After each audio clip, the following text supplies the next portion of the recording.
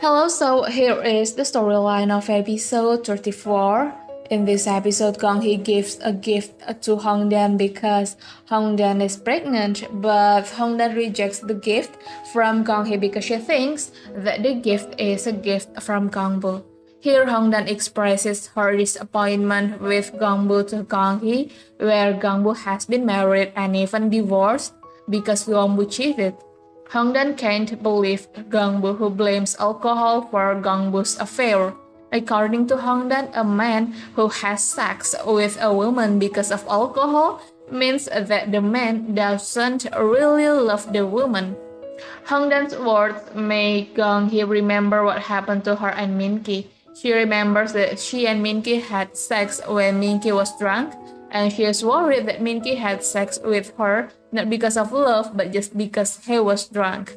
Now, when Gong-hee and Min-ki just arrived at the restaurant, Gong-hee expresses what she thinks to Min-ki, and in my opinion, Min-ki doesn't answer Gong-hee's curiosity at all. Min-ki still says that he was wrong at that night because he was too drunk, even though he should be able to say that he loves Gong-hee.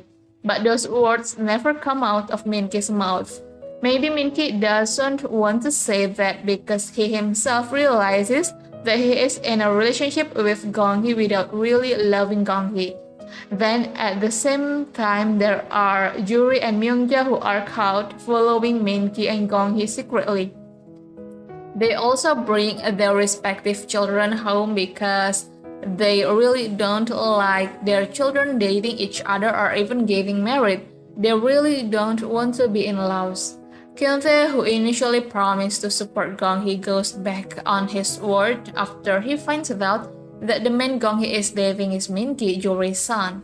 That night, Audrey packs her things and plans to move out the neighborhood immediately, even though she actually hopes to stay longer in the neighborhood because she has found people who are good to her, because there are some neighbors who kicks her out, she decides to move soon. That night, she says goodbye to Kyung-bok and Kyung-fae.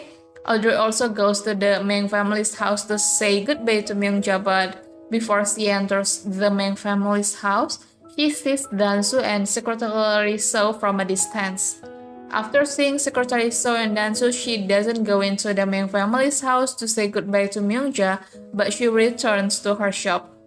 Coincidentally, that night Gong-hee comes to see Audrey and Audrey asks about Dan-soo's childhood, where Gong-hee tells Audrey that Dan-soo's name in the past was actually gone.